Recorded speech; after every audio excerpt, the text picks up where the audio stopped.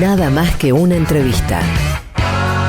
Fuera de contexto. ¿Para qué sirve pensar? Quiero ser un náufrago en el mar. Fuera de contexto.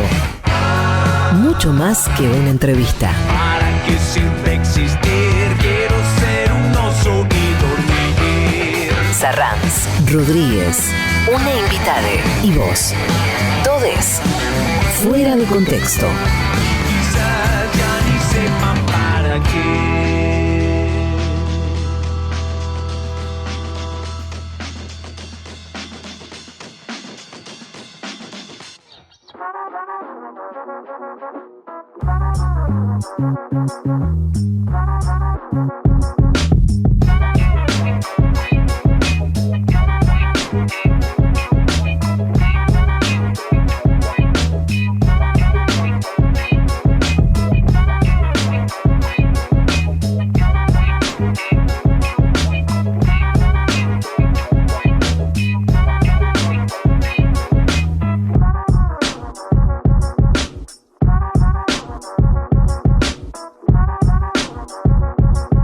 Muy buenas tardes, amigos, amigas, amigues. Bienvenidos a un nuevo Fuera de Contexto aquí en el Destape Radio. Soy Emanuel Rodríguez desde Córdoba. Les saludo y saludo a mi compañero en esta aventura de la charla de cada sábado. ¿Cómo le va? Desde Berazategui llega él, el señor Luis Sarranz. Muy buenas tardes para todos y para todas. Aquí estamos comenzando otro nuevo Fuera de Contexto en el Destape Radio. El gusto de saludarles, de compartir esta hermosa tarde de veda electoral, ya preparándonos para lo que va a ser la jornada de mañana. Jornada más que relevante respecto de la votación para conformar el próximo Congreso. Así es, como es una jornada de veda electoral, bueno, buscamos un entrevistado, en cuya entrevista, en cuya charla no surgiera de ninguna manera un llamado a votar al frente de todos, ¿no? O sea, que de ninguna manera pueda ser entendido este programa como una convocatoria a asistir a votar para que no vuelva el macrismo a tener la fuerza política que tuvo en otro. De ninguna manera, estamos en veda electoral, por eso aquí estamos tratando de respetar esa cuestión. Obviamente fracasamos en nuestro intento, pero tenemos el gusto de poder conversar hoy con un escritor, un hombre que trabaja con las palabras, un hombre de la cultura, un hombre que ha escrito mucho, muy vinculado al conurbano. Se trata de Juan Diego Incardona, además de sus libros, también vamos a hablar sobre su gestión como funcionario del gobierno de la provincia de Buenos Aires y bueno, sus libros ya clásicos, ¿no? Como Villa Celina, El Campito, Rock Barrial, aquellos libros que hablan de la vida en el conurbano, muy vinculada a esos personajes emblemáticos que va construyendo Juan Diego en su narrativa.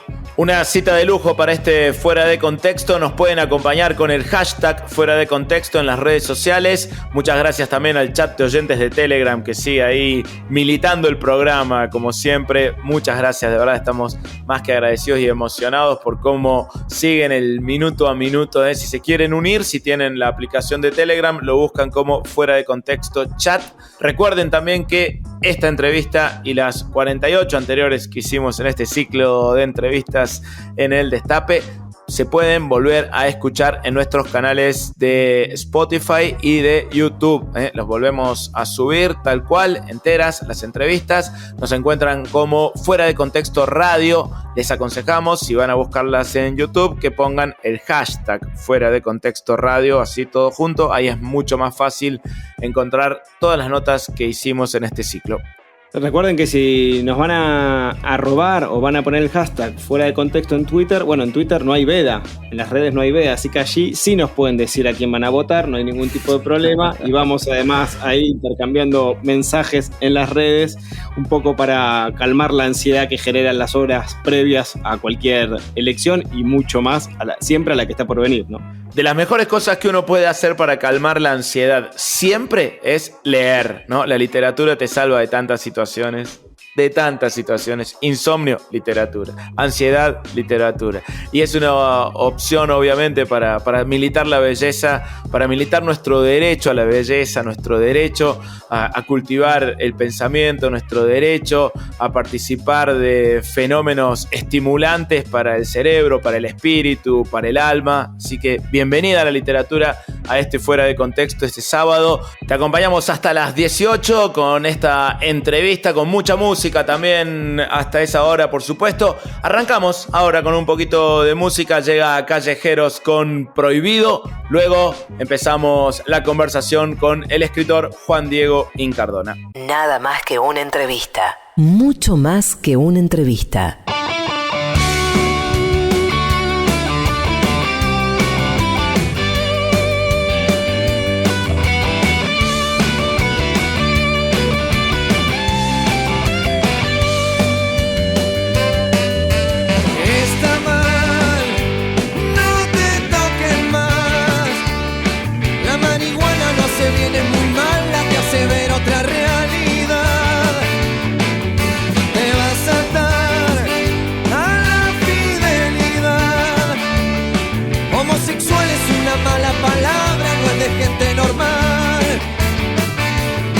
Decís orgía y gritan pornografía, no lo intentes cantar jamás. Esta vida debe ser sostenida con total seriedad. No escucho y sigo, porque mucho de lo que está prohibido me hace vivir. No me persigo, porque mucho de lo que está prohibido me hace feliz. Lo reprimido cuando está cautivo te pide salir. No pasas, te vestís muy mal. No comprometas mi trabajo, muchacho, córrete para atrás. Sexo oral y anal entre papá y mamá. A esa secuencia con frecuencia la pienso, pero ellos nunca lo harán. Muchas manzanas son las que hoy y mañana se cruzan y se van a cruzar. Y en algunas se encuentra lo que algunos llaman felicidad. Me escucho y sigo, porque mucho de lo que está prohibido me hace vivir. No me persigo, porque mucho de lo que está prohibido me hace feliz. Lo reprimido cuando está cautivo te pide salir.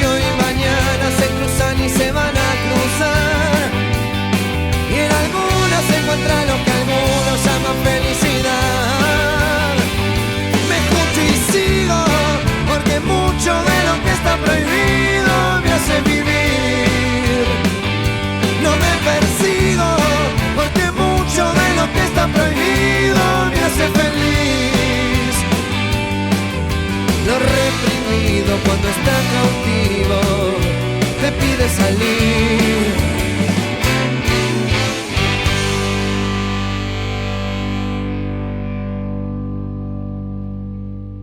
Hola, yo soy Juan, de Argentina también, y también me siento muy privilegiado de poder ser uno de los pocos argentinos que puedo hacerle preguntas. Pero ahora voy a contestar. Yo quería... Fuera de contexto. El privilegio de la charla.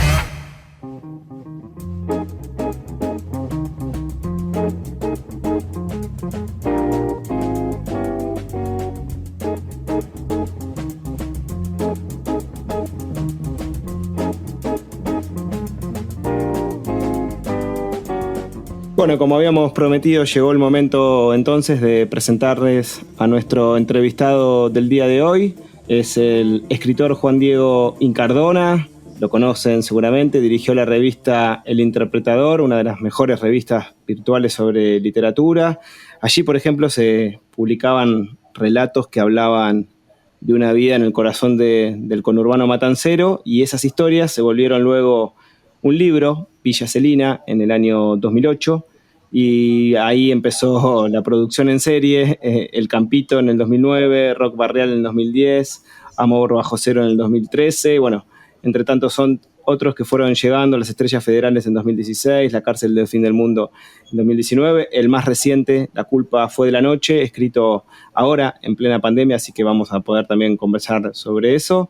Ha también publicado cuentos en distintas antologías, dicta talleres literarios, coordinó el área de letras del ECUNI, el espacio cultural Nuestros Hijos de la Asociación Madres de Plaza de Mayo. Allí nos conocimos ya hace muchos años y aquí estamos entonces. Bienvenido a Fuera de Contexto, Juan Diego, un gusto, un placer poder conversar contigo. Gracias Luis, gracias Emanuel, un gusto estar acá con ustedes. Bueno, muchísimas gracias por este ratito. Para empezar a recorrer tu vida como escritor, tu literatura, quisiéramos comenzar preguntándote, ¿cuándo fue la primera vez que dijiste soy escritor? Fue difícil mi camino por la escritura, digamos que bastante a los tumbos, porque siempre tuve muchos intereses, distintas vocaciones, fui probando también distintas carreras. Simultáneamente escribía ya prácticamente desde la adolescencia, nunca lo tomé como algo serio, quizá llegando a los 20 años deposité ahí ciertas expectativas en el marco de lo que fue el fenómeno del rock barrial, porque en mi barrio Villa Celina y en los barrios aledaños se dio toda una efervescencia muy importante en ese sentido, en los 90, muchas bandas. Y bueno, todos participábamos de alguna manera y en mi caso, sobre todo, fue escribiendo letras de canciones. Escribí un montón de canciones, como 50, 60, sin exagerar. Empezaba a estudiar guitarra y ahí conectaba un poco también con la escritura. Al día de hoy incluso hay bandas de Villa Celina que tocan algunas de esas canciones mías. Hay un par de bandas que todavía las hacen. Y bueno, además de escribir para alguna de la cual formé parte, también había otras que me encargaban letras. Se daba como un circuito medio artesanal, ahí en el suburbio, una época precelular además, circulaban las canciones por demos, nos conocíamos en las zapadas o en los recitales improvisados en la calle. Después ya cercano al 2000, año 98, 99, empecé con mis primeros cuentos, que todavía no tenían nada que ver con lo que iba a ser el universo conurbano de Villa Celina. Era una época más de ejercitación y de imitación, donde, bueno, estaba en ese momento ya en Ciencias de la Comunicación y después en Letras, leyendo muchos autores que descubría y que de alguna manera trataba de imitar en mis textos. Una escritura más bien impostada, pero que fue una etapa sobre todo de aprendizaje. En la revista El Interpretador que vos mencionaste, Luis, fue un proyecto muy lindo con muchos compañeros de la facultad. Yo en las reuniones siempre les contaba historias del barrio.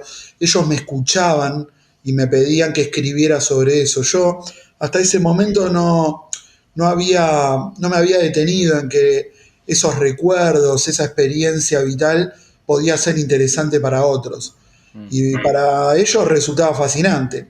Así que tímidamente escribí un primer cuento que se llamó Los Reyes Magos Peronistas, después otro que fue El Hombre Gato, otro El Hijo de la Maestra, y eran todas anécdotas. Y después El Mundo Villa Celina, que me dio 4 libros y un poquito más, se fue armando solo sobre la marcha, ¿no? Como dice la canción, el camino se hace al andar, y eso en la escritura y en la práctica de la literatura es una ley.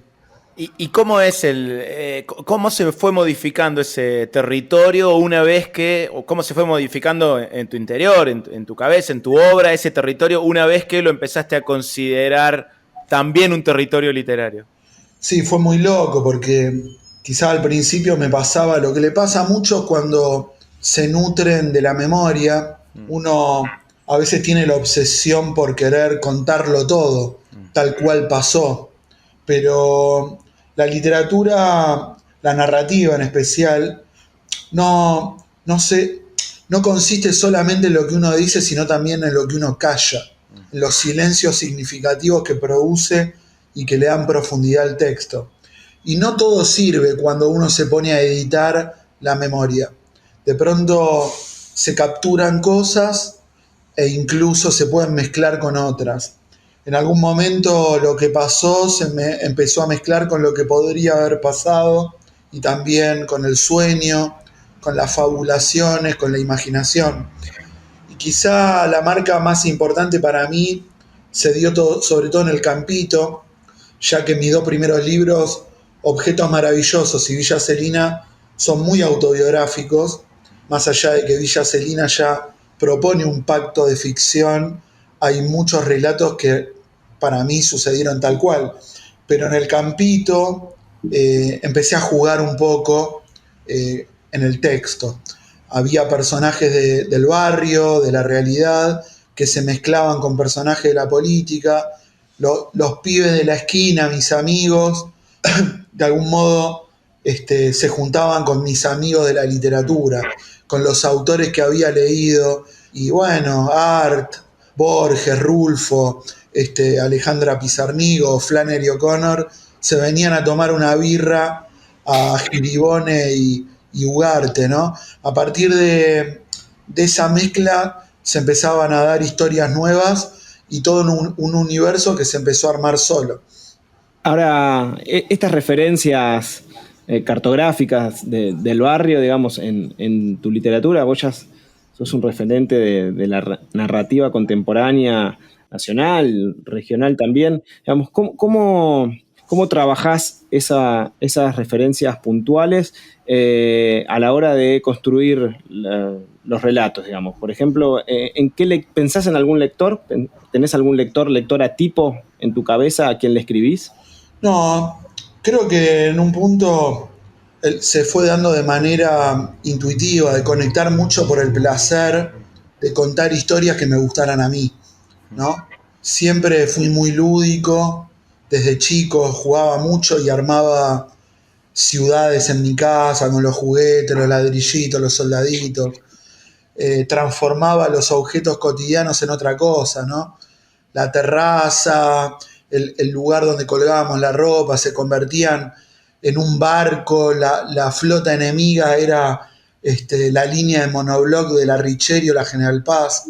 Siempre tuve esa tendencia, digamos, a la fantasía, y creo que de grande y sobre todo, sí, con la escritura uno a veces conecta mucho con algo de la infancia. De pronto se vuelve o bien inocente o incluso también bordea la moralidad, porque la literatura es un espacio de libertad donde todo está permitido, desde lo bueno hasta lo peor, ¿no? Y uno hurga en la luz y en la oscuridad, y lo hace en busca de darle más potencia a las historias. Cuando uno ya se mete de lleno en el oficio del narrador, ¿no? Como un carpintero, como un herrero, se obsesiona también en sacar cada vez más brillo a la pieza del momento, ¿no? Estás esculpiendo una nueva pieza, este nuevo cuento, y uno mira todo, el estilo, la progresión narrativa, todos los aspectos de la composición. En relación a los lectores, quizá también lo que noté con mis textos es que se dan 2 cosas que para mí son muy poderosas a la hora de leer. Por un lado, la empatía, la identificación. Es decir, cuando te lee alguien que vivió algo parecido a lo que vos escribís. Me pasó mucho, incluso gente, no del conurbano, sino de otras provincias, o incluso también me ha pasado con algún lector de otro país, pero en general en Argentina, que me mandan un mensaje y me cuentan que se emocionaron. Che, loco, esto es igual a mi vida, me pasó lo mismo, nosotros también, con la figurita, con los pibes, el hombre gato también anduvo por acá. Y por otra parte, y también eso me pasó de entrada con mis compañeros de la facultad, se da el exotismo, es decir, cuando te lee alguien que justamente no se siente identificado, pero se siente atrapado porque lee una historia muy diferente a la de su propia vida.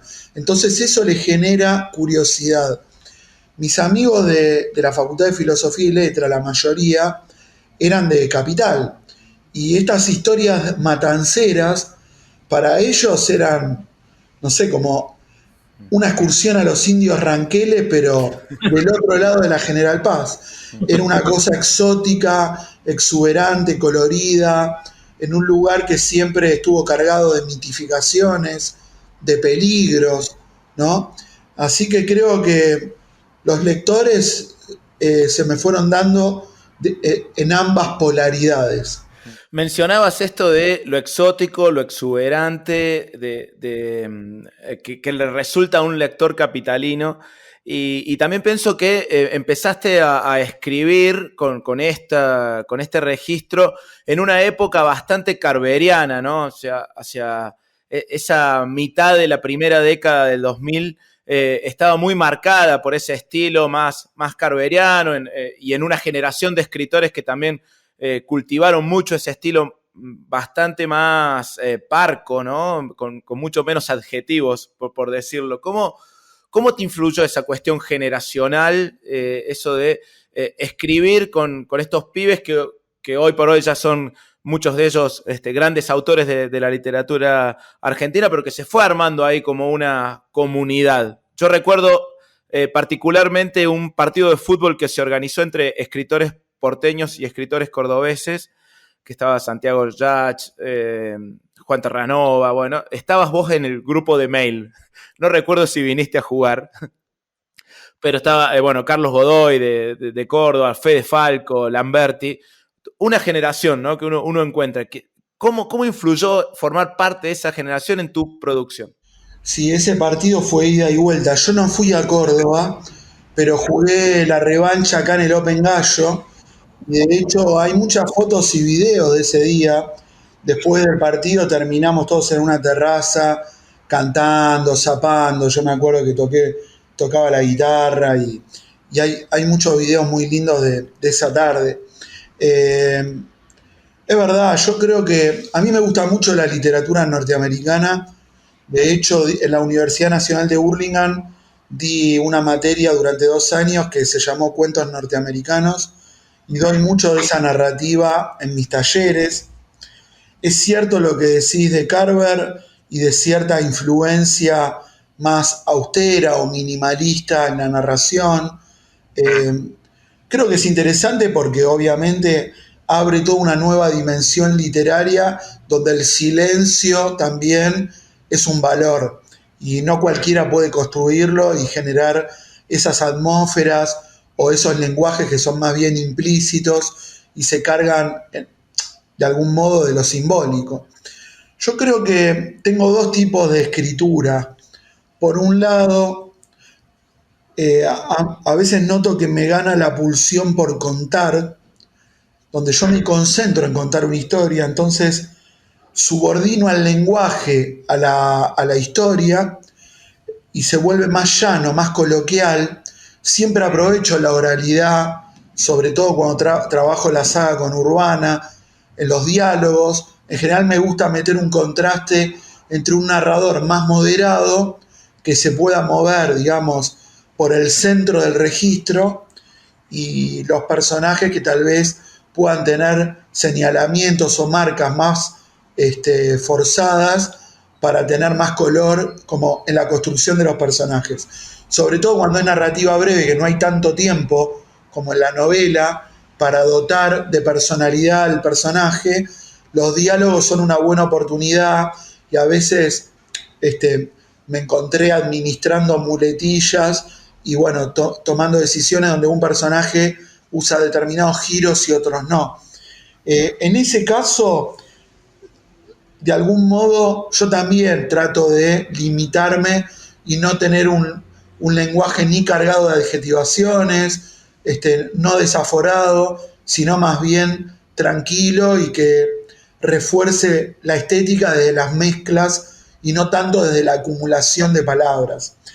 Pero también me ha pasado, de hecho en Villa Celina, en Rock Barrial, hay textos de esas características, donde uno está muy rítmico a la hora de escribir, entonces gana la pulsión más que de contar, de sonar, como si estuvieras tocando el piano en vez del teclado de la compu, y en esa musiquita, en ese ritmo, ahí sí sale una chorreada de palabras, se abarroca el texto, se vuelve más barroca, la historia se desdibuja un poco, pero eso no significa que esté mal, son simplemente distintas opciones de la experiencia artística de escribir.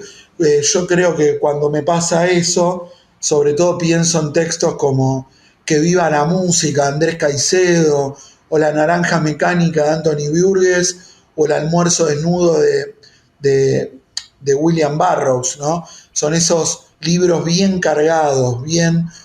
De los contemporáneos, por ejemplo, no sé, pienso en Bella, de Gabriela Cabezón Cámara, esos textos que salen apretados de lenguaje y la historia más gris, más difusa dentro de tanto ritmo.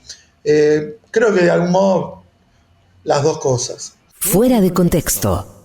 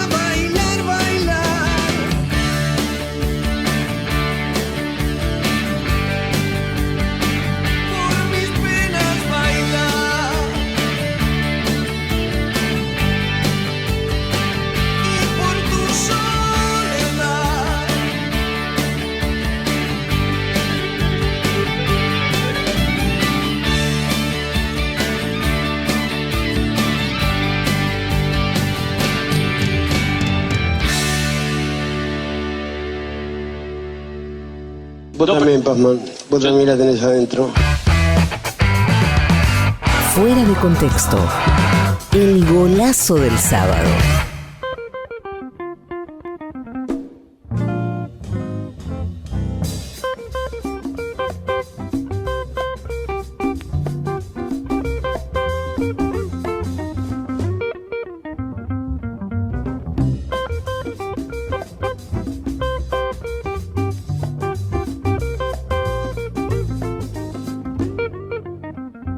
Continuamos en Fuera de Contexto, aquí en el Destape Radio. Estabas escuchando, obviamente, no hace falta presentar cuando hay un tema de Los Redondos en el Destape. Me suena como una información en vano, pero bueno. Abundante. Un ángel para tu soledad, por supuesto. Tenemos que felicitar, además de agradecer, como hacemos cada sábado aquí en Fuera de Contexto, esta vez también felicitar a los compañeros de la obra social del personal de la industria del cuero y afines, de OSPICA y de la Federación Argentina de Trabajadores de la Industria del Cuero y afines, porque esta semana inauguraron el centro de rehabilitación Ángel Georgadis, allí en Lanús, un centro cuyo nombre recuerda a Ángel Georgadis, trabajador curtidor asesinado en la Unidad 9 por la última dictadura cívico-militar. La obra sirve como testimonio de la lucha por la memoria de Ángel y la reivindicación de los derechos humanos, y al mismo tiempo procura atender la salud de toda la familia de las y los trabajadores del cuero. Un nuevo aporte de los sindicatos, en este caso de la obra social del personal de la industria del cuero y afines, también del sindicato Curtidores, de Fática. Este aporte a la memoria, la verdad y la justicia, esta construcción colectiva que es como un imperativo ético que tenemos todos y todas en el país de las y los 30.000, este nuevo aporte merece nuestra felicitación y nuestro reconocimiento. Y nuestro agradecimiento, porque también es un nuevo aporte al trabajo por la salud de las y los bonaerenses, ¿no? Una obra social que está muy presente en la campaña de vacunación y que además ahora suma este centro de rehabilitación Ángel Georgadis, allí en Chubut 2850 en el partido de Lanús.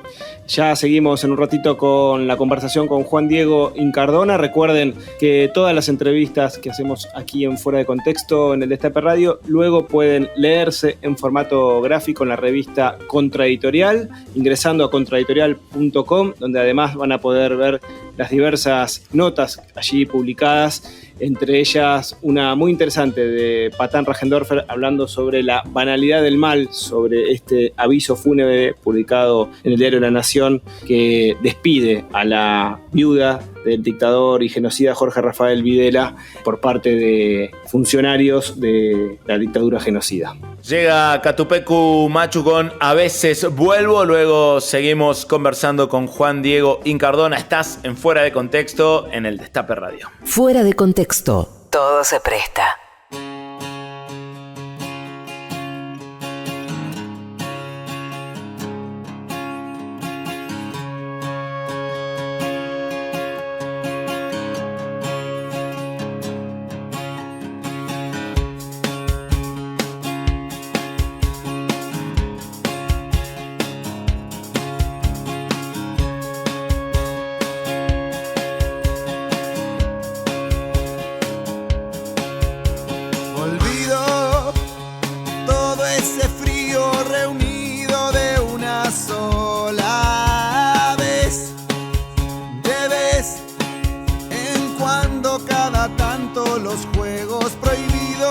Sacan ese frío, escurro entre tus dedos, tus canciones, tus mitos hoy. Y es que estamos desesperados por encontrarnos y vernos hoy, que más deseo, más me alejo, soy un extraño aquí en mi cuerpo.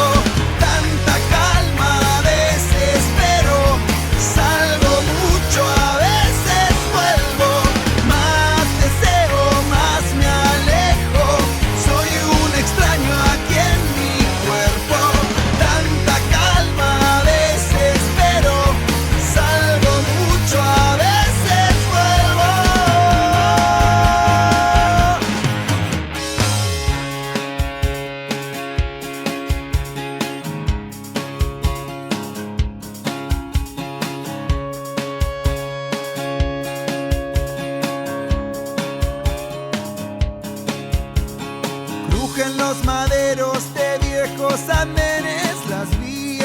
puertas nos quieren llevar a nuevos cruces infinitos, destinos imposibles, noches de nunca acabar. Y es que estamos desesperados por encontrarnos y vernos hoy. Más deseo, más me alejo. Soy un extraño aquí en mi cuerpo. Tanta calma, desespero. Salgo mucho, a veces vuelvo. Más deseo, más me alejo. Soy un extraño aquí en mi cuerpo. Tanta calma, desespero. Salgo mucho, a veces vuelvo.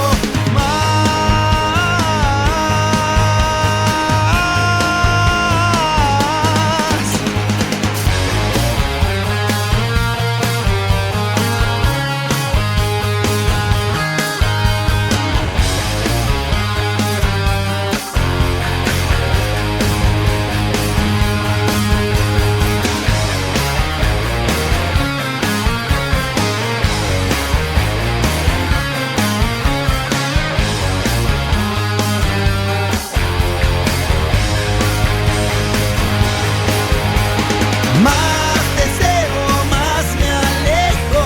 Soy un extraño aquí en mi cuerpo. Tanta calma, desespero. Salgo mucho, a veces vuelvo. Más deseo, más me alejo. Soy un extraño aquí en mi cuerpo. Tanta calma, desespero. Salgo mucho, a veces vuelvo. Salgo mucho, a veces vuelvo. Salgo mucho, a veces vuelvo. Salgo mucho, a veces vuelvo. Salgo mucho, a veces vuelvo. No logramos lograr ese logro. Fuera de contexto. Un programa muy logrado.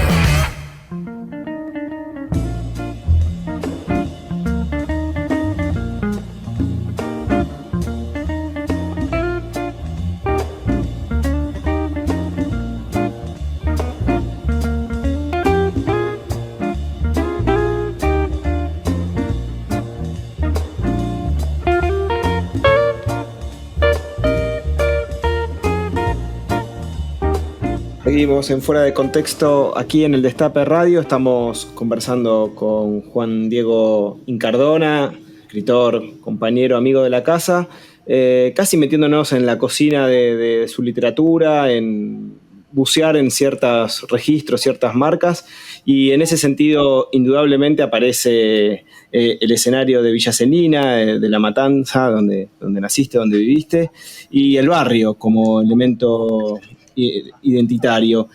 Ahora, ¿qué significa el barrio para vos como territorio estético y como territorio también de tu propia identidad? Bueno, para mí el barrio es el hogar, fue el lugar donde viví en una misma casa durante 28 años.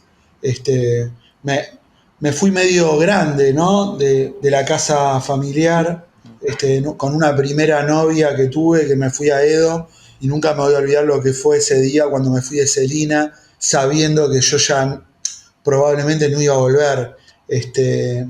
Esas calles eran una extensión del patio de mi casa, era el lugar de los amigos, de jugar desde chico, después de adolescente, el lugar de los primeros romances, de las amistades, incluso de los primeros textos escritos, porque lo que contaba antes del rock barrial fue un fenómeno de la esquina, de la calle, y los que componíamos lo hacíamos en plena vereda. Esos tanguitos de los 90 que ya no estaban encerrados en el baño de un bar soñando con naufragar en una balsa, con la libertad en un contexto autoritario, de dictadura como el que se escribía en esas primeras épocas del rock nacional. Esta versión proletaria de los 90 se daba a cielo abierto, viendo las fábricas que se cerraban, ¿no? La gente que que tenía que ir a cualquier changa, y un país que entraba en una decadencia muy marcada y que nos tocaba a todos nosotros. De algún modo, ese momento se dio como un espacio de resistencia. Quizá la militancia en los 90 no era como la que nos habían contado nuestros hermanos mayores de la década del 70, no era como la que iba a venir después del 2003, era un momento de apatía política, pero creo que la juventud siempre necesita sublimar su rebeldía por algún lado, y el arte se convirtió en una verdadera contracultura, no solo en el rock barrial, sino también, me acuerdo, era el momento del circo callejero, el teatro. Yo en esa época estaba mucho en la calle, empecé a ser vendedor ambulante a fines del año 94, 95 por ahí, y andaba mucho por las plazas y se veía todo ese fenómeno que se iba dando, callejero, ¿no? Cultural, muy lindo. Los viajes a dedo, la mochila, ese fue un poco el telón de fondo de mis primeros escritos. Así que, bueno, nada, creo que muchas veces, incluso de lo negativo, de una mala época para el país, como fueron los años 90, que fueron muy destructivos, también se dieron cosas que fueron lindas y que uno atesora, que tienen que ver primero con la juventud, cuando uno es joven, ¿no? Y también con los amigos y con todos aquellos proyectos y militancias, entre comillas, culturales. Cada uno con una calcomanía de viejas locas para pegar en cada colectivo. Se fue dando algo muy especial. ¿Y qué de esa década de los 90 te sigue acompañando en tu producción, en tus momentos de meditación también? No, yo creo que coincidió que yo tenía 20 años y que obviamente muchas de las primeras experiencias de la vida se iban dando en ese momento de adolescencia y paso a la juventud, cuando empecé a viajar por el país. Yo ahí me puse de novio con una chica y empezábamos a vender artesanías, y me llevaba mi cuaderno y escribía poesía, escribía narrativa. Eran de algún modo años iniciáticos para mí. Un poco hippie, un poco mochilero, yendo a Plaza Francia, conociendo Plaza Francia a los 20 y pico de años, nunca había ido, yendo a vender los objetos maravillosos, como se llama mi primer libro. Esa era la muletilla de venta de nuestros anillos, nuestros aros. De algún modo, en un punto empecé ahí a forjar una sensibilidad más vinculada al arte, y quedaban atrás otros caminos que finalmente descarté. Yo había estudiado en un industrial, había empezado incluso a estudiar ingeniería mecánica, no sabía bien qué hacer, había otras opciones, y finalmente, bueno, fue la bohemia lo que en un punto me resultó más atractivo. Mi escritura, la década del 90 está muy presente. En el mundo Villa Celina, si yo tengo que fechar las historias, la más antigua es del año 81, que es de la primera vez que fui a ver a Boca. Es un cuento que en realidad publiqué en La culpa fue la noche, pero hasta ese relato, el año, digamos, más temprano de la saga, había sido el 82, con algún cuento de Malvinas. Y después había escrito sobre el 2001. En La culpa fue la noche lo que me pasó es que amplié un poco las fechas, y creo que la muerte de Néstor aparece en un relato que se llama Nestornauta, en La culpa, que también se corre unos años para acá, y para atrás, bueno, aquel cuento del 81. Pero los 90 ocupan un lugar importante. Muchos de mis relatos transcurren en esa década. Estamos hablando también del conurbano como territorio, y sobre el conurbano hay una cantidad de prejuicios, de visiones miopes, que amputan, digamos, toda su riqueza más allá de lo que exponen los medios de comunicación. Te hago dos preguntas en una. Por un lado, ¿qué es para vos el conurbano? ¿Y qué te permite en términos estéticos, literarios, políticos, escribir desde esa periferia? Bueno, para mí primero es un lugar entrañable porque es el lugar de mis padres, el lugar de mis abuelos y mi lugar de la infancia, ¿no? Una infancia que para mí fue feliz. Quizá en esos potreros o incluso en lugares marginales, incluso a orillas de la cuenca Matanza-Riachuelo, en basurales, sin tomar noción de ningún peligro, encontramos espacios de aventura, lugares mágicos que para mí son espacios afectivos. Pero por otra parte, cuando empecé a escribir, encontré en el conurbano la oportunidad de construir un universo propio.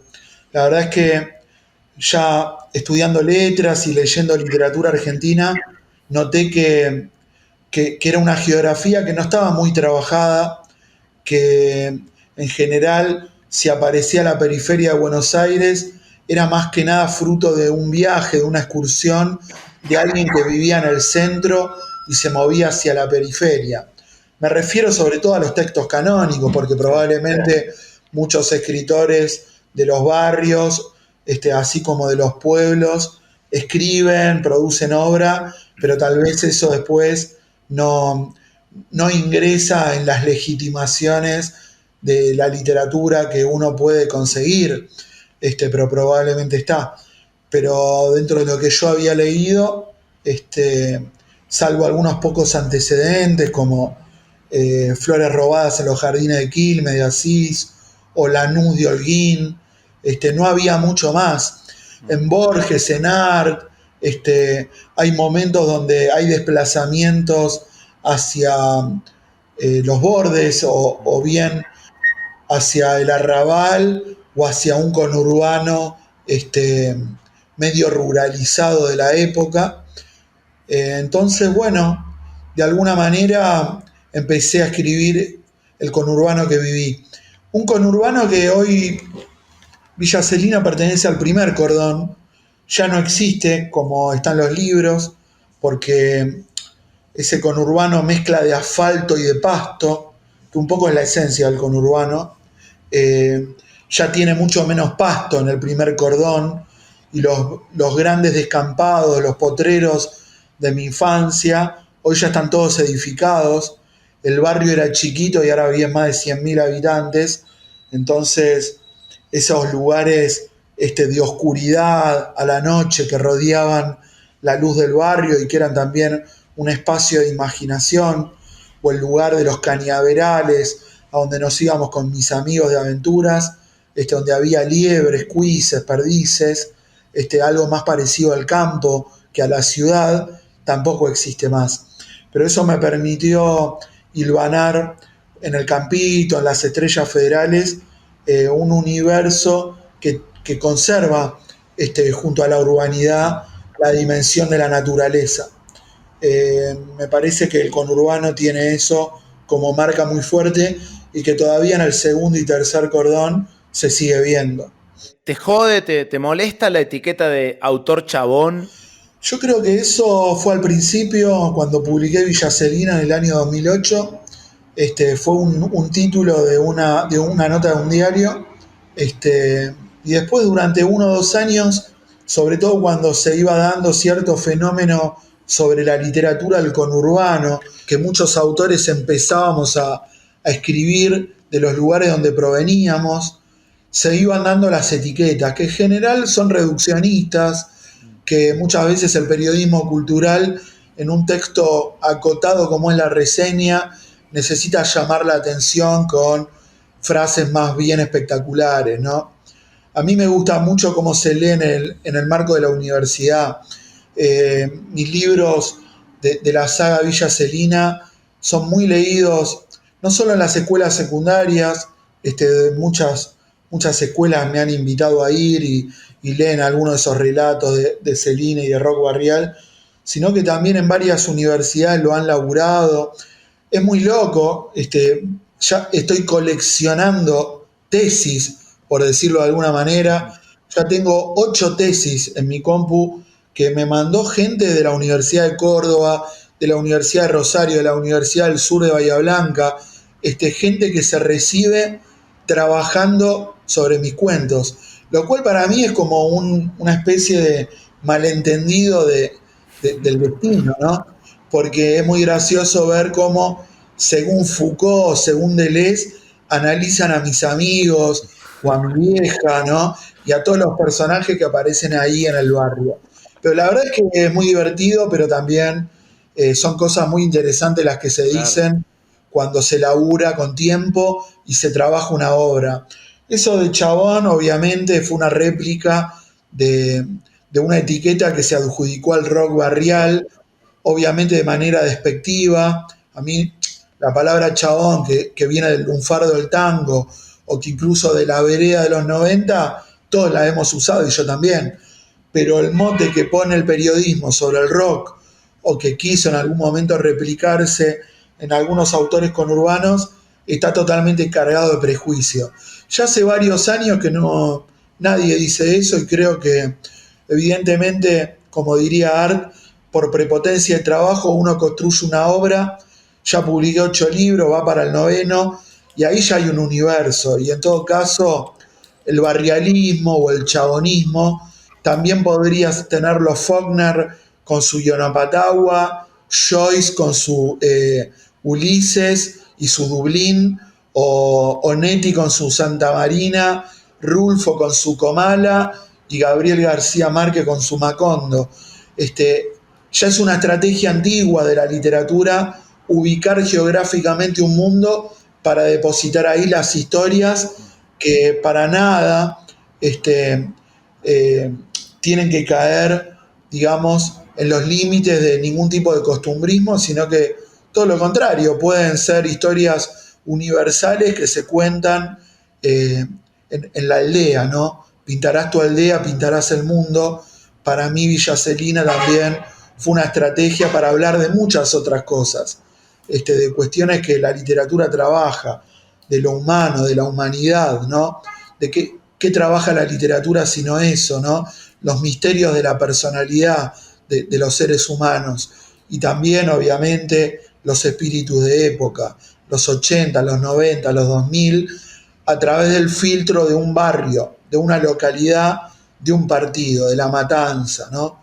El conurbano bonaerense, un lugar que también se ha ido transformando y ha ido ganando en peso cada vez más importante como distrito electoral, pero también como zona cultural. Creo que el conurbano ya dejó de ser una extensión de Buenos Aires. De alguna manera el conurbano es como una confederación de ciudades que en forma de anillo abraza a la ciudad de Buenos Aires, y como ocurre en otros lugares de la Argentina, donde hay ciudades pegadas como Neuquén Chipoleti, como Viedma Carmen de Patagones, como en un punto Resistencia Corrientes, están un poquito más lejos pero están cerca. También el conurbano, las franjas de la zona norte, de la zona oeste y la zona sur, conforman una confederación pegada con una vitalidad de viajes, de cruzar puentes, de ir a trabajar, de volver.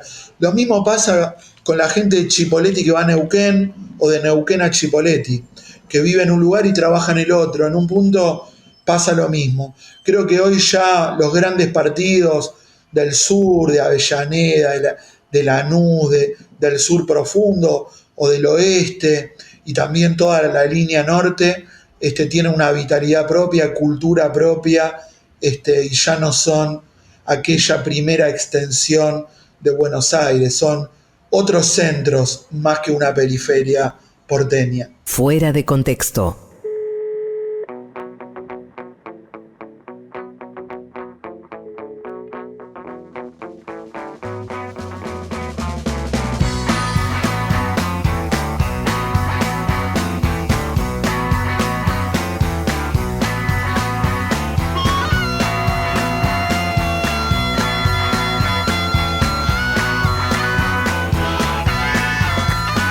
Si algún día te hice mal,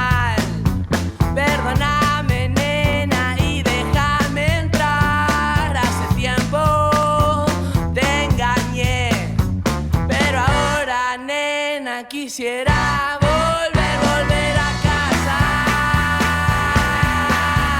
Volver a casa. Volver a casa. Volver a casa.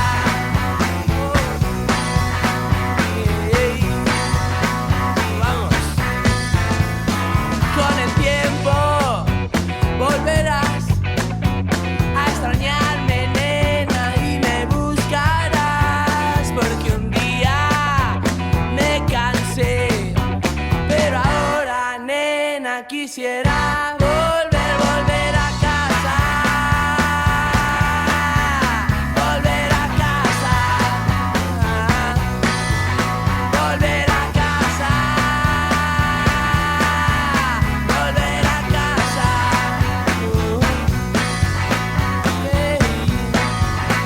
Afuera.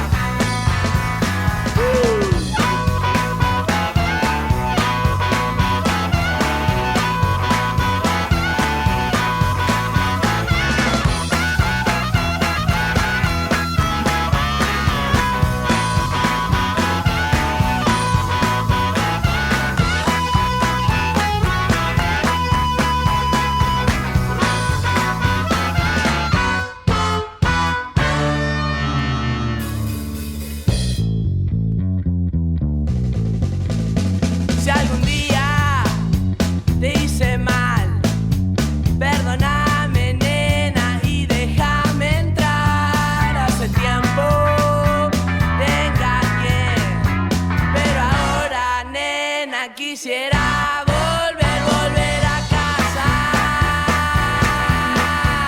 Volver a casa. Sí, volver a casa. Volver a casa. Volver a casa. Volver a casa. Volver a casa. Volver a casa. Volver a casa. Volver a casa.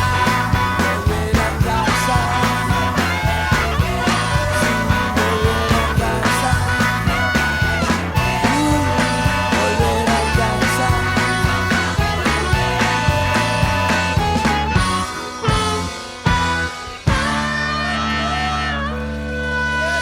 Solo para ver al perro. Buenas noches. Hola, buenas noches. Llamo por la reconexión del medidor, que estoy sin gas.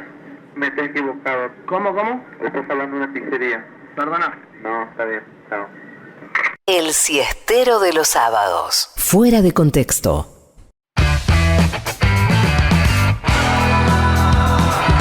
Nada más que una entrevista. Fuera de contexto. ¿Para qué sirve pensar? Quiero ser un náufrago en el mar. Fuera de contexto.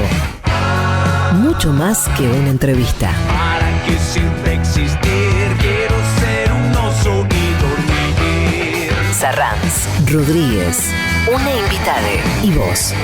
Todes. Fuera de contexto. Quizás ya ni sepan para qué.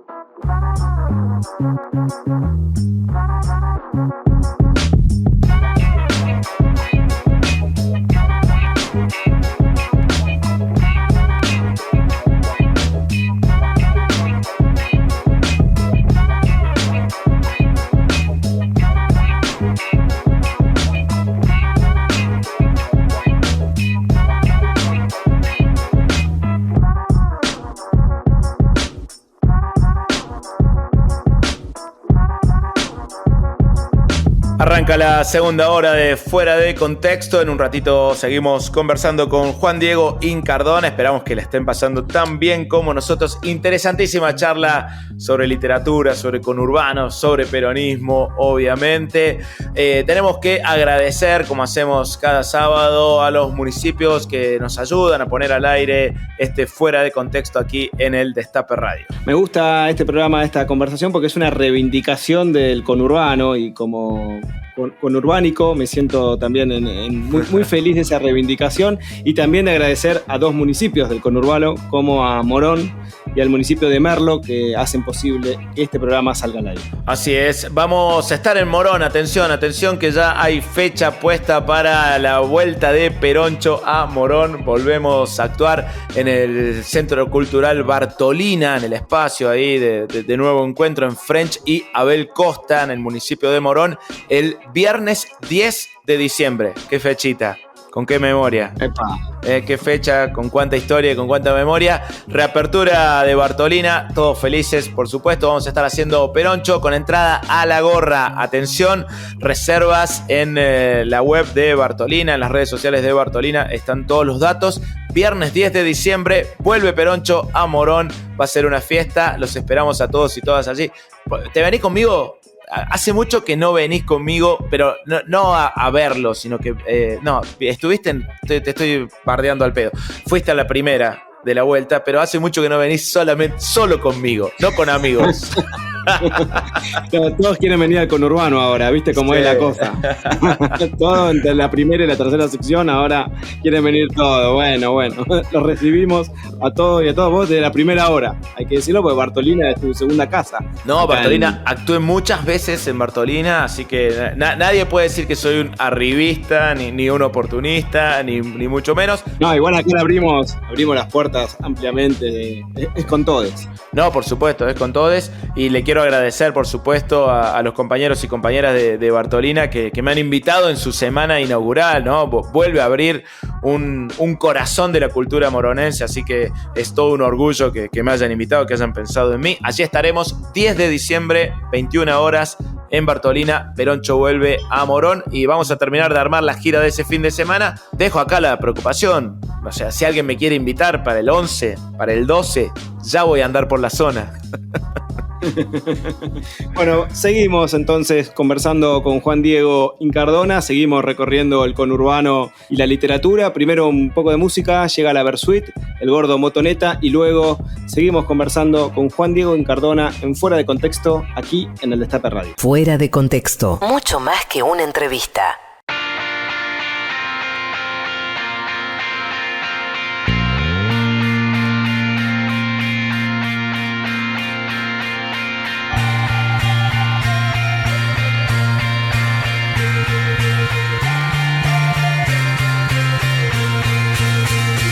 Está la historia de un hombre de roble tenaz, indestructible, conmovedora, rudo motora, de raza noble, capaz de no caerse andando por el borde, solo por el borde, inconsciente del temor, forzando cambiar al futuro aunque sea duro, no acusa dolor, qué grande tesoro.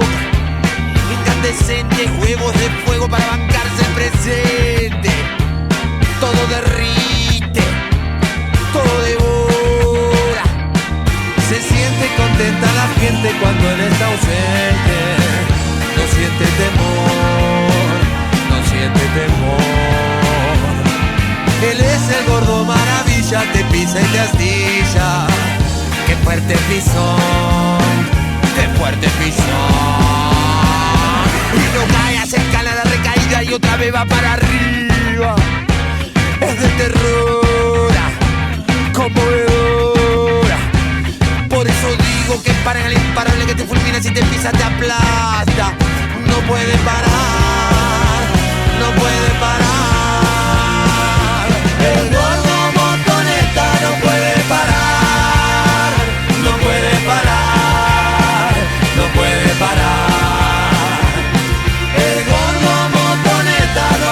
Parar, no puede parar, no puede parar. cosa lo desespera. No tiene paz, quiere más gas. Procedente de los antiguos pensos donde cuando habla te pone. Lenguachón, implacable lenguachón. Entiende sus redes rígidas y todo vigila. Adicto al control y al descontrol. Montado en su motoneta es una saeta que viaja hacia vos, que viaja hacia vos. La cabeza azul gordo coordena, motina y extermina. Corazones en la olla y atacata la magolla. Por eso digo que paren el imparable que te fulmina si te pisa te aplasta. No puede parar, no puede parar.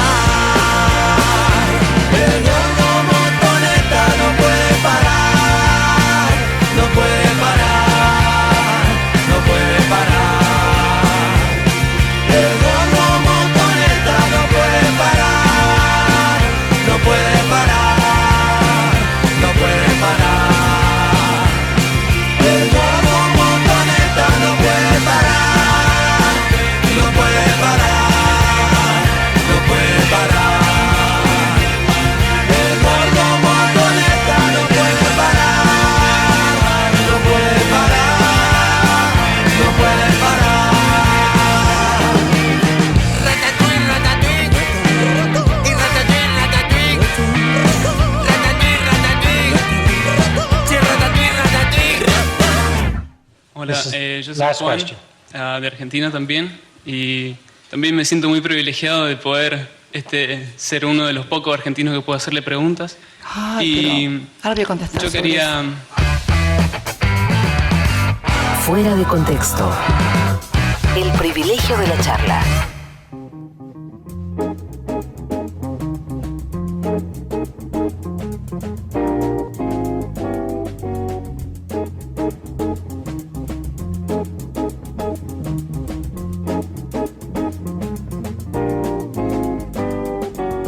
Seguimos en Fuera de Contexto en el Destape Radio. Estamos conversando con Juan Diego Incardona, ya entrando en el tercer bloque del programa. Juan, ¿te impones alguna rutina para escribir? ¿Cómo surge, cómo es tu laburo, el proceso creativo para volcar esas ideas en los textos? En una época sí, hace mucho tiempo, hace 10 años para atrás, 7, 8 años para atrás, 20 años para atrás cuando empezaba y un poco más también, me imponía disciplina, horarios, si no se me ocurría nada igual laburaba, ejercitaba, cuando me metí de lleno necesitaba esa gimnasia, dar vueltas a la cancha en la hoja, ¿no? Hacer ejercicio. Pero ya de un tiempo a esta parte, quizá también porque hay menos tiempo, porque laburo mucho, creo que ahora se da cuando puedo, cuando conecto, ¿no? Con el placer de la escritura, pongo música, cuando se me ocurre alguna idea, cuando se me cruza algo por la calle que creo que hay que contar, pero ya no tengo un plan así metódico como alguna vez supe tener y que obviamente dio muchos resultados. En un momento cuando arranqué publiqué 4 libros en 4 años, porque en 2007 salió Objetos Maravillosos, 2008 Villa Celina, 2009 El Campito, 2010 Roguarrial. Libros gruesos, laburados, con mucho trabajo encima. Y a partir de ahí empecé a lagunear un poco, a publicar libros cada 3 años. 2013 uno de poesía, en el 2016 Las Estrellas Federales, que es el cierre. No es el cierre, sí, es el cierre, pero no el último libro. Sí es... En términos de la historia, es el último libro, ¿no? Pero de pronto publico otras cosas y vuelven a aparecer historias del barrio fechadas tal vez en otro momento. Lo que ocurre con Las Estrellas Federales, que es una novelita de ciencia ficción, es que hay un final dentro de ese marco que no se sabe si es futurista o justamente en el pasado, que marca un final de la saga. Pero no significa que yo necesite dejar de contar historias de ese mundo. De todas maneras, publiqué otros libros con otro tipo de relatos, La cárcel del fin del mundo, por ejemplo, con cuentos de otras características. El que le da título al libro es un cuento que lo laburé mucho, cuento largo sobre la historia del petiso orejudo en la cárcel de Ushuaia, laburo más de género, de aventura, de fantástico. Y bueno, en el último se da algo más híbrido, más un poco de literatura del yo, en La culpa fue la noche, un poco diario de la pandemia, medio distópico, medio una mezcla. ¿Qué te pasó con la pandemia y esto de los géneros, ¿no? Porque fue un momento en el que el mundo parece haber dejado al género fantástico y a la ciencia ficción en muchos casos atrás en sus elucubraciones, ¿no? De repente estábamos viviendo una realidad que nos parecía solo de la literatura fantástica o de la ciencia ficción. ¿Cómo te atravesó eso? Fue muy loco. Yo el año pasado, a fin de enero, asumí como director de la Casa de la Provincia de Buenos Aires y más allá de los distintos roles que tiene la Casa como institución, que pertenece al Ministerio de Gobierno de la provincia, donde hay actividad institucional y donde se prestan servicios, nosotros tenemos un teatro y bueno, cuando desembarqué ahí, con todas las ganas y la intención de programar actividades artísticas y espectáculos. Y no pude colgar un solo cuadro, no pude poner un solo músico en escena, porque enseguida nos fuimos de cuarentena. Así que eso me bajoneó un montón. Obviamente era algo demasiado grande a nivel mundial y no podía hacer nada con respecto a eso. Y cerramos la casa y nos fuimos a laburar todo home office. Nosotros hicimos un primer laburo muy importante, que fue trabajar con los varados de la provincia de Buenos Aires, gente que había quedado lejos de sus hogares en otras provincias. Tuvimos que darle viabilidad para los viajes de regreso con los caminos cortados a más de 55.000 bonaerenses que se quedaron en otros lugares del país. Estuvimos trabajando fuerte con eso el año pasado. Y este año, de principio de año, el trabajo sobre todo se focalizó en la vacunación. En la Casa de la Provincia hay un vacunatorio, ya vacunamos casi 30.000 personas en esta sede, que es la única sede que tiene la provincia de Buenos Aires en Capital, sobre todo como un servicio para los que laburan en Capital y les quedaba bien ir a la Casa de la Provincia. En el marco de todo este lío, de todo este laburo nuevo que tuve que aprender, como mucha gente, una pandemia, sobre todo el año pasado, me resultaba, después del primer bajón, cierta fascinación a aquellas calles vacías que parecían de película distópica. La verdad que era muy loco salir a la calle, uno que otro que se cruzaba y tomaba distancia porque pensaba que se iba a contagiar de algo, que todos nos íbamos a morir, y había un clima donde de la calle solo llegaban sirenas de ambulancias. Era un momento de temor, de inseguridad, pero que también a mí me resultaba muy atrapante. Me hacía acordar a muchos de los libros que leí, como por ejemplo Soy Leyenda, de Richard Matheson, o incluso La Guerra de los Mundos, de H.G. Wells, un montón de libros que tienen que ver obviamente con el apocalipsis, que era un poco lo que estábamos viviendo. Así que empecé a escribir sobre eso. Desde el CCK nos propusieron algunos escritores mantener un diario de la pandemia. Yo fui uno de esos convocados y me puse a escribir, y como estaba todo el tiempo en mi casa mirando el techo, enseguida se prendía la pantalla del recuerdo en ese techo donde, con la sirena de las ambulancias y los ruidos que llegaban del exterior, se mezclaban los recuerdos de la vida. Y así fue saliendo ese diario medio raro, medio mezclado, un poco autobiográfico, un poco alucinado. Y ese fue, de algún modo, el tronco vertebral de este nuevo libro que empecé a armar y que me ayudó mucho la editora también de Futurock, Leila Gamba.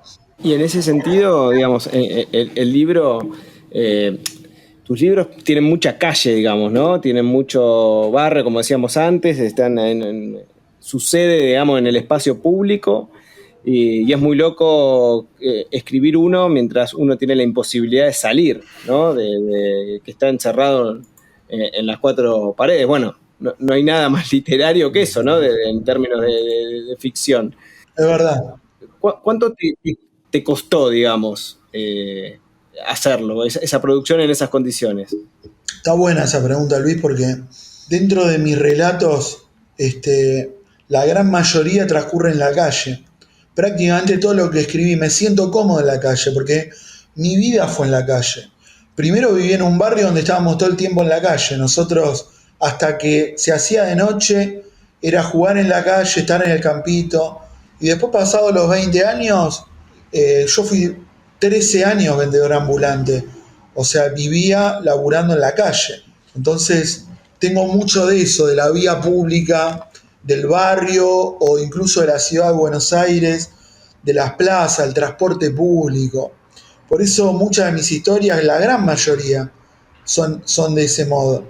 Creo que en Rock Barrial hay un cuento que es muy leído en los colegios, que se llama Los Monstruos, que es uno de los pocos cuentos que transcurre dentro de la casa. Pero en este libro sí, me pasó eso, ¿no? Mucho relato de encierro. Y claro, uno piensa, bueno, ¿cuánta acción le podés meter a un tipo que está encerrado, ¿no? ¿Qué interés podés generar en una historia como esa?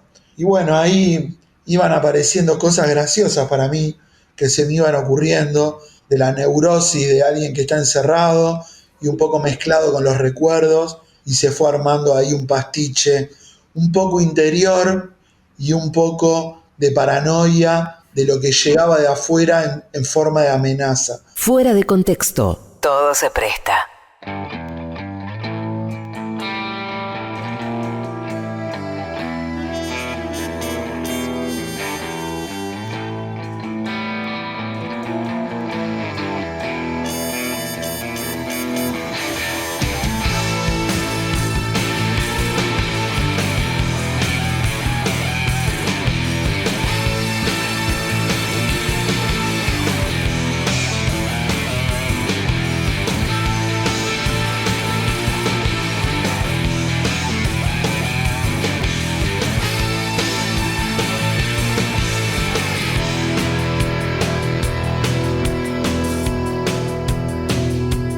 Déjame ver qué hay para saborear esta vuelta.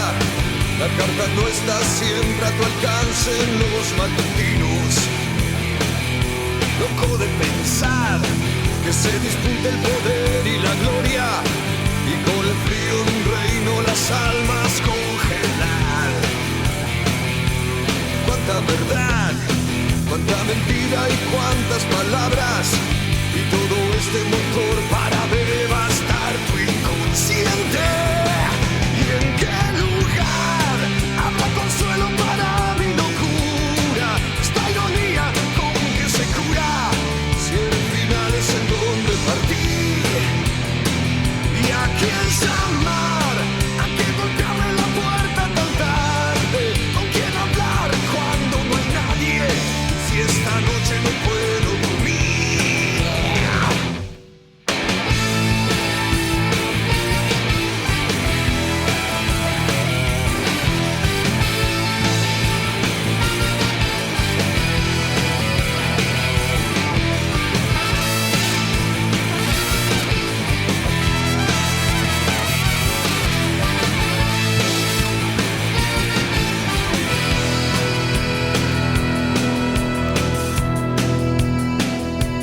Déjame ver qué hay para saborear esta vuelta. La verdad, la mentira y la mueca de tu ingenuidad. Cuántas palabras se disputan el poder y la gloria, y cuántas vidas se pierden en el frío de un reino mortal. Loco de pensar, queriendo entrar en razón, y el corazón tiene razones que la propia razón nunca entenderá. ¿Y a dónde voy?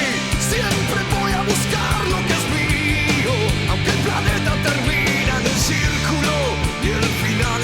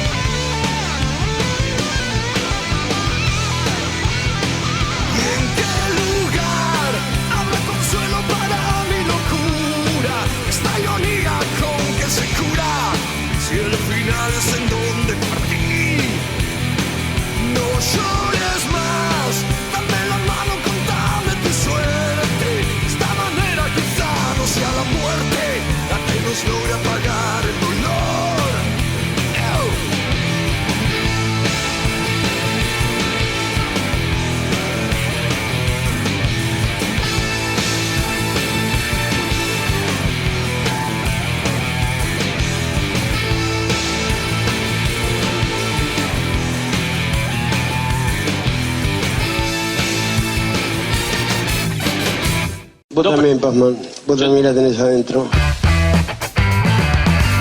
Fuera de contexto. El golazo del sábado.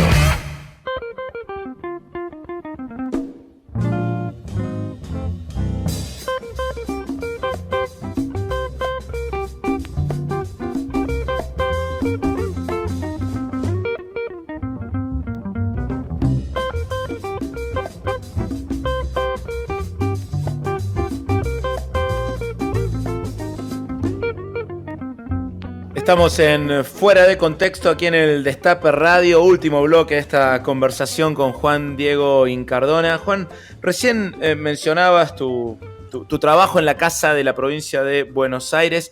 ¿Cómo es tu llegada a la función pública y en qué medida altera esto tu trabajo como escritor?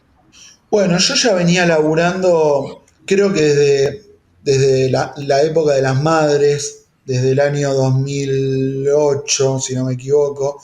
Ahí nos conocimos con Luis en el ECUNI, en el Espacio Cultural Nuestros Hijos. A partir de ese momento, donde yo coordiné el área de letras, en un lugar donde laburábamos con el Ministerio de Educación, con Desarrollo Social, empecé a entrar en un trabajo dentro del marco del Estado Nacional, ¿no? Laburé en un programa en jefatura de gabinete de comunicación y derechos humanos que se llamó Memoria en Movimiento, donde hacíamos capacitaciones para periodistas y donde en lo personal me ponía a armar libros de poetas desaparecidos. Fue un muy lindo catálogo aquel de Memoria en Movimiento. Trabajé para la Comisión Nacional de Bibliotecas Populares varios años, viajé por todo el país con los bibliomóviles, armamos el karaoke literario, que fue una actividad que se hacía en el Encuentro Federal de la Palabra. Así que ya venía un poco laburando en la gestión, en distintos laburos, sobre todo del ámbito cultural. Bueno, quizá nunca con un cargo, como en este caso, donde soy director provincial dentro del Ministerio de Gobierno. La verdad que para mí fue un honor que me lo hayan propuesto. En diciembre del en enero, primeros días de enero del año pasado, me llamaron la nueva ministra, que era en ese momento Teresa García, que nos conocíamos. Ella era muy fan del campito, me acuerdo.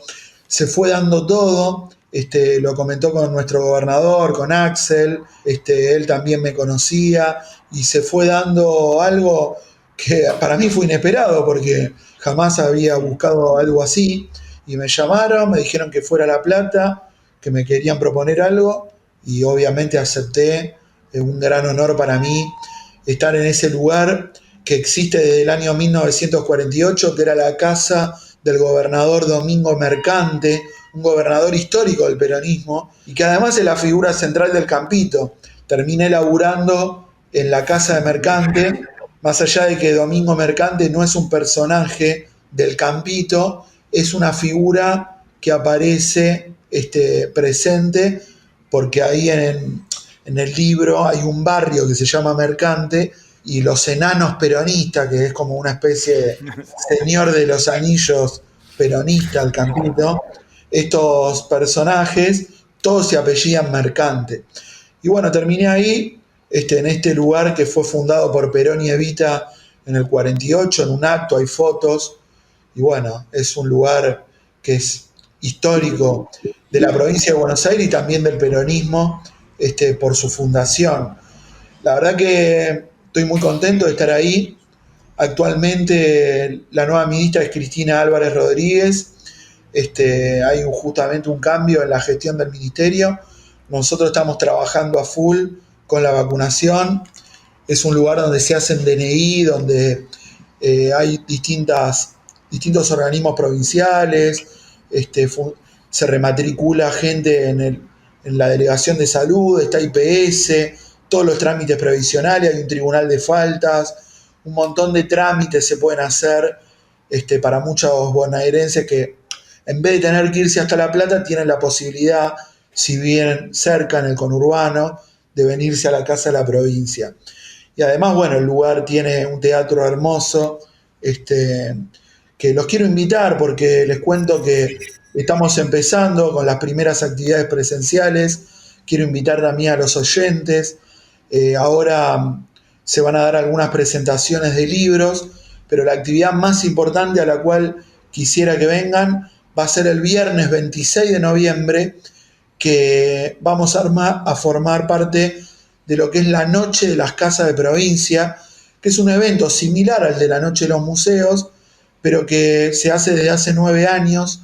Todas las casas de provincia abren sus puertas y la Casa de la Provincia de Buenos Aires va a ofrecer grandes espectáculos. Va a estar la Orquesta Sinfónica de Florencio Varela con 70 músicos, los coros de la Universidad de La Matanza, que son otras 70 personas, espectáculo de danza popular, stand del Ministerio de Turismo, de producción, va a haber degustación de productos regionales. Todo esto a partir de las 6 de la tarde, libre y gratuito, para que se acerquen los que quieran, hasta la noche. Ya estamos yendo. Con todo lo que dijiste, la vendiste muy bien, porque ya dan ganas de estar ahí. ¿Dónde funciona? ¿En Callao? Callao 37, pueden venir, se pueden incluso traer los grabadores, pueden hacer nota, lo que quieran, o simplemente venir a disfrutar. Y a todos los oyentes los invito, va a estar buenísimo a partir de las 6 de la tarde. Y también, por supuesto, pueden recorrer otras casas provinciales que también van a tener sus ofertas culturales, sus muestras y sus degustaciones regionales. Espectacular. Bueno, ahí Callao y Bartolomé Mitre, si no me equivoco. En realidad es Callao y Perón. Claro. Y del otro lado lo tenemos a Sarmiento. Está bien, ¿no? Estamos rodeados. Sí. Bueno, apareció el peronismo, era obvio, como aparece también en tu literatura. Vos corregime si me equivoco, pero fuiste de los primeros de escribir sobre el peronismo en la literatura. No había tanto, digamos, no era un territorio demasiado buceado. ¿De qué manera se fue apareciendo inicialmente esa necesidad de dar cuenta de eso? ¿Y qué crees que generan los lectores, las lectoras, la mixtura peronismo-literatura? En realidad sí había mucha literatura, pero desde el antiperonismo especialmente, Claro. ¿no? Que ojo, muchos son cuentos extraordinarios, ¿no? De los años 40, de los 50, desde Borges, Bioy Casares, Sonetti, Cortázar, un montón de autores que escribían en contra del peronismo, ¿no? Pero también hay autores entrañables, como Rodolfo Walsh, como Leónidas Lamborghini, por citar solo dos, que escribieron sobre el peronismo con una mirada afectiva, ¿no? Yo creo que en mi caso hay toda una tradición anterior con muchas obras, pero tal vez la originalidad que tiene la saga matancera, sobre todo el Campito, es justamente la mezcla de peronismo con conurbano. Me parece que ahí se da un aporte nuevo en relación, sí, a una serie que incluso desde los años 40 y también con la muerte de Evita hay mucha narrativa escrita y mucha narrativa muy contrera de todo tipo, pero que sí, que se fue dando algo que se convirtió ya en una tradición de la literatura argentina. Es incluso eje de materia, de seminario, ¿no? Claro. Literatura y peronismo es un eje de algunas cátedras donde se estudia con esa aproximación, ¿no? Quizás coincidas, hay una novedad también en esto de tratar al peronismo no desde la ironía, que no necesariamente son antiperonistas muchos autores que incorporan el peronismo como una especie de consumo irónico, como si fuera un rasgo de lo popular que entra en la obra con un cierto sarcasmo, no necesariamente una posición contrera, pero sí como un soslayo cómico. Sí, es verdad. Pero se da de distinta manera, porque por un lado está un humor prejuicioso, incluso clasista, racista, despectivo, como puede ver uno, no sé, en un cuento como La fiesta del monstruo, ¿no? De Gustos Domecq, de Borges y Bioy Casares, está la ironía, está la parodia, el propio Piglia hablaba de eso en función incluso del matadero, pero y de la otredad que muchos autores escribían en función de esos otros que siempre fueron amenazantes para la ciudad de Buenos Aires, y creo que el eje peronismo actualizó eso, ¿no? Escribir al otro desde la parodia y escribirse a sí mismo desde la autobiografía, pero con una carga de paranoia muy fuerte. Pero después hay un humor que puede ser distinto, no tanto pasado por el prejuicio, sino más bien por la pertenencia. Bueno, pienso en el libro de Carlito Godoy, de Escolástica Peronista, que tiene mucho humor, pero es un humor, digamos, bien peronista y también cordobés incluso. Es un humor simpático y que uno encuentra ahí también una complicidad. Creo que, bueno, la literatura es un espacio de libertad donde se puede escribir todo. Nadie se va a poner nunca en ese lugar a hacer ningún tipo de cacería de ningún tipo. A mí, en lo personal, incluso relatos muy gorilas me parecen muy buenos, y los puedo leer como literatura y apreciar en sus valores estéticos y en sus composiciones. ¿Cómo crees que influyó la presidencia de Néstor Kirchner en cómo nuestra generación cuenta el peronismo? Y creo que fue fundamental. Me parece que a partir de Néstor se arma un espíritu de época donde se recuperan muchos símbolos, se recuperan banderas de la generación de los 70, pero también del peronismo original, ¿no? Se da también al calor de la nueva militancia, de la generación de los jóvenes que llegan a la militancia. Y en mi caso se fue dando un modo raro porque, bueno, en realidad era una experiencia, el peronismo para mí, que se había dado de cuna. La marcha peronista fue mi canción de cuna, porque básicamente en La Matanza sos chiquito y la música que más suena es Hugo del Carril. Ante una peña, un partido de fútbol o un vendedor que pasa con el camión, era la marcha peronista como la música de fondo. Incluso en los 90, donde había poca militancia política y mucha apatía, las unidades básicas estaban. La Matanza es un bastión, es el lugar donde nunca perdió el peronismo, donde incluso en las elecciones más adversas, como pudo haber sido la última, y el país se pinta de amarillo, queda un último puntito azul, que es el partido de La Matanza. Con la frente en alto, nosotros los matanceros defendemos esas banderas, y recuerdo una pintada eterna en la calle Chilaver, entre Caguazú y Giribone, donde alguien había escrito, y nunca jamás nadie lo tapaba, que decía: La Matanza no se vende, es de Perón. Ese lugar que fue importante para la resistencia peronista. Villa Celina, de hecho, fue el barrio del fundador de la JP.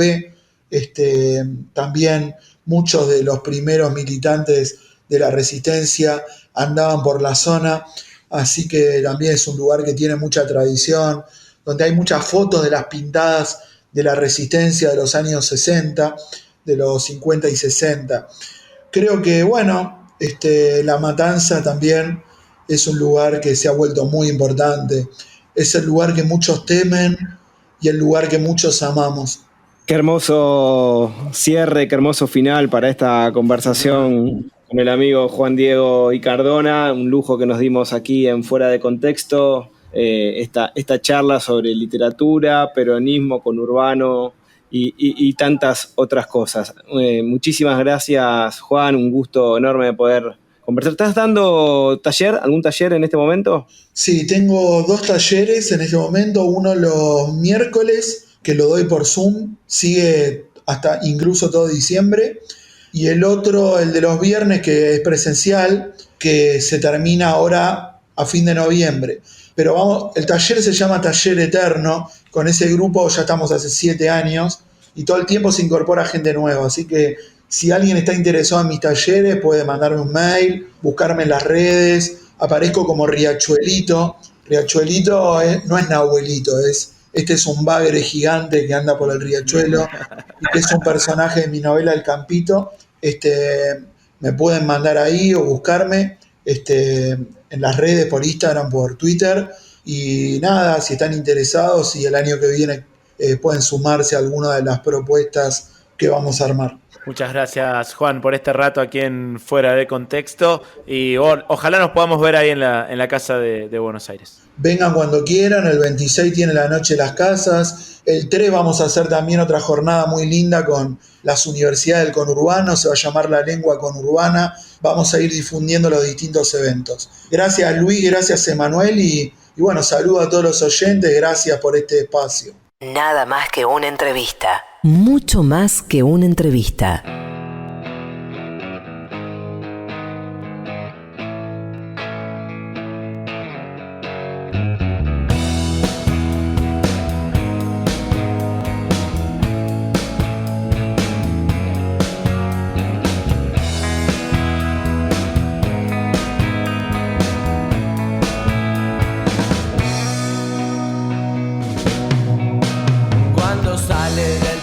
Homero viene pensando que al bajar del colectivo esquivará unos autos, cruzará la avenida, se meterá en el barrio, pasará dando saludos y monedas a unos vagos y dobla en el primer pasillo y ve que va llegando y un ascensor angosto lo lleva a la puerta del rancho. Dice estar muy cansado y encima hoy no pagaron. Imposible bajarse de esta rutina y se pregunta hasta cuándo. Se hace difícil siendo obrero hacerte cargo del pan, de tu esposa, tus hijos, del alquiler y algo más. Y poco disfruta sus días pensando en cómo hará si en ese empleo no pagan y cada vez le piden más. Que injusticia que no se valore, eficacia y responsabilidad, porque él hoy se mató pensando y es lo mismo que uno más.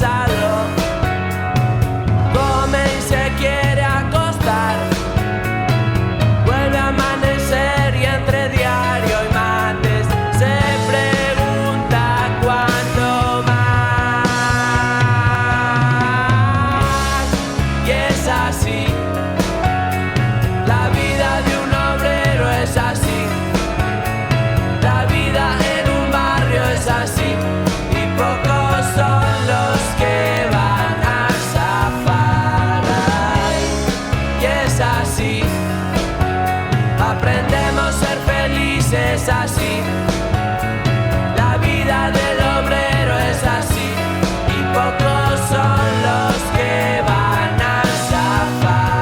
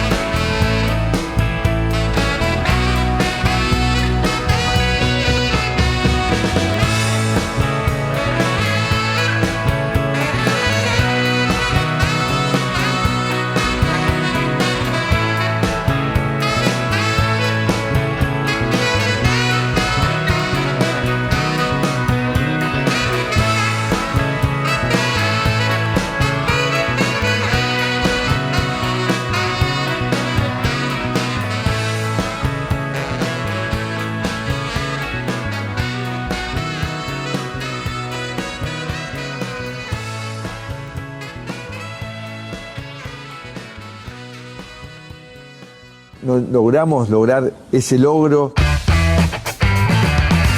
Fuera de Contexto. Un programa muy logrado.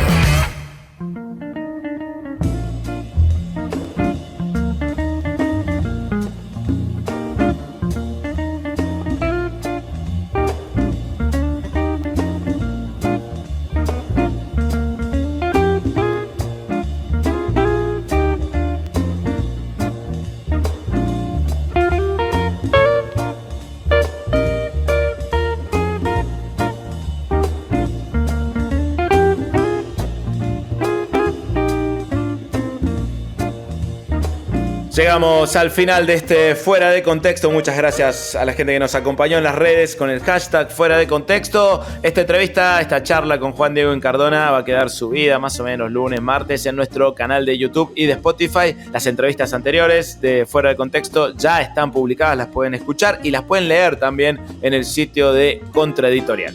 Mandamos un abrazo muy grande a Juan por este rato, por este tiempo y por ayudarnos a recorrer en estas horas previas a las elecciones, recorrer la literatura, recorrer la ficción, recorrer también todo lo que tiene que ver con el peronismo y el conurbano que tanto ha trabajado y que trabaja de manera contundente. Como hacemos cada sábado, recordamos que hoy se cumplen 2114 días de una de las mayores injusticias del gobierno macrista que sigue, lamentablemente sigue.